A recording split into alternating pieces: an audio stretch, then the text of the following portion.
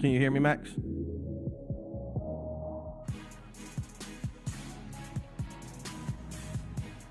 Oh, talk to me, Max. Can you hear me, Max? Oh. Keyshawn, J. Will, and Max on ESPN Radio, the ESPN app, and ESPN2. Listen to KJM on your smart speaker. Just say play ESPN Radio, presented by Progressive Insurance. And we're going to dive into the Cowboys. Yes, they got some more news. Their tackle, Tyron Smith. A pattern that occurs over and over again.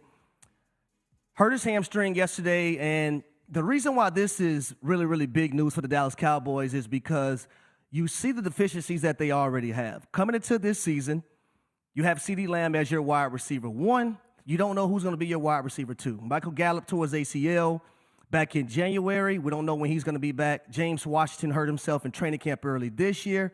We don't know where he's going to be. Now, in saying that, you look at this offensive line and how it was constructed last year.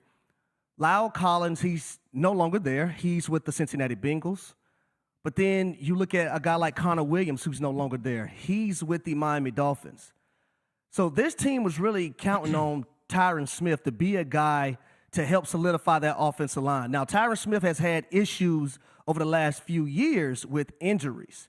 And the only mindset that I'm in right now is that when you have a guy like Tyron Smith go down, you talk about pressure. And a guy like Dak Prescott, the quarterback of the Dallas Cowboys, has a ton of pressure on him already going into this season. Now one of your main offensive linemen, one of your main guys, is not going to be with you because of a severe hamstring injury. He can't stay healthy, Harry. Yes, Max, yes. Tyron Smith, really good. I mean, I don't even know if he's a really good left tackle anymore. He was a really good tackle. Yep. I mean, you know, a lot of people like to say, what's his name? The guard is the best player on the line that they drafted instead of Johnny Manziel. Who am I thinking of? But at any rate, it was Zach Martin, right? Yep. But if he was really the best player on the offensive line, he'd play left tackle, right? Like, Tyron, let's be honest. Tyron Smith is their best, offensive lineman. And he was part of that line that was considered the best in football for years. Can't stay healthy. Mm-hmm. So what does this mean for Dak? Oh, the pressure's on.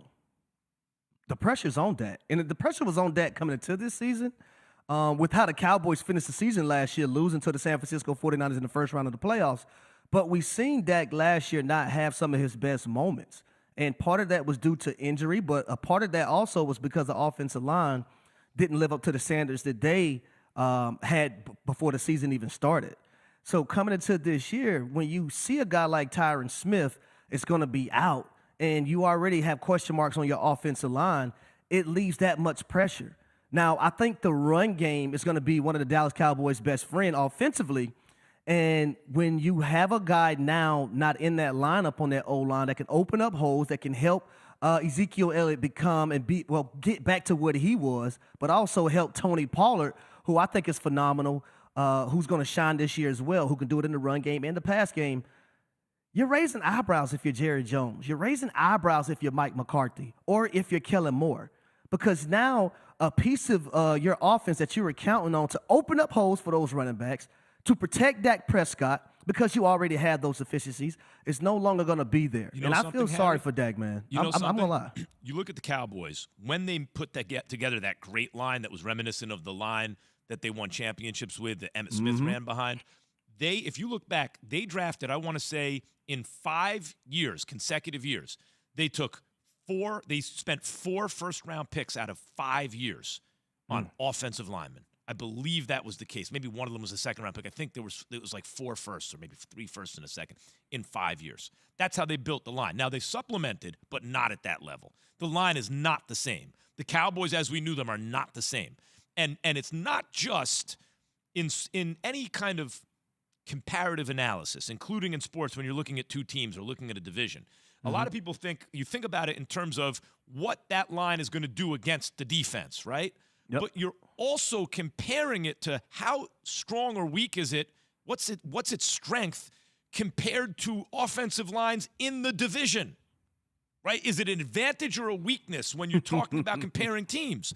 Well, for so many years, The Dallas Cowboys were unquestionably the best offensive line in the NFC East.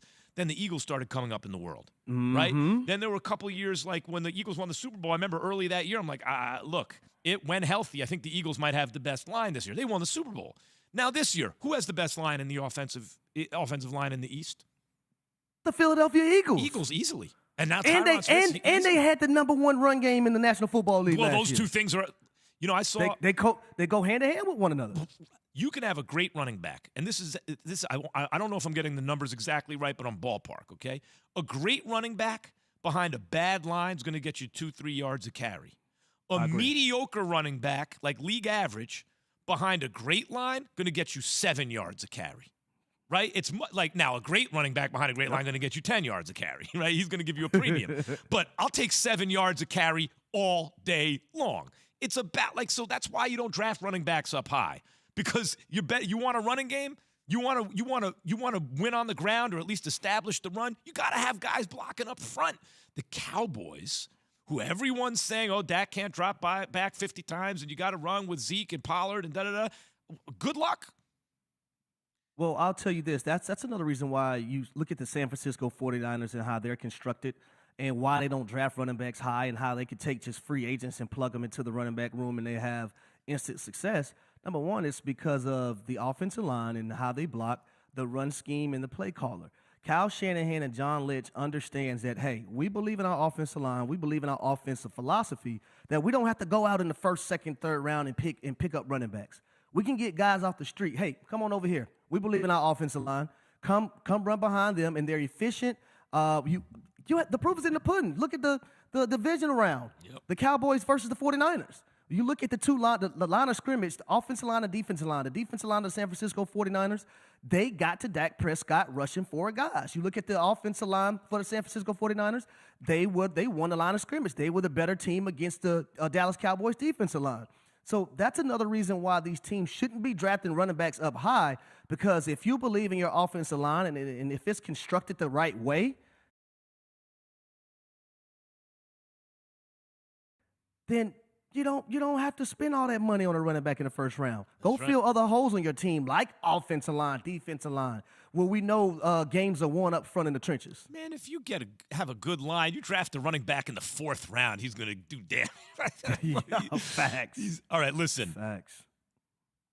While showing Aaron Rodgers some love, Harry Douglas, in for Key and Jay here on Keyshawn J. Willimax, ESPN Radio. Devontae Adams may have put the bullseye squarely on Derek Carr's back. But first, Harry has this from O'Reilly Live.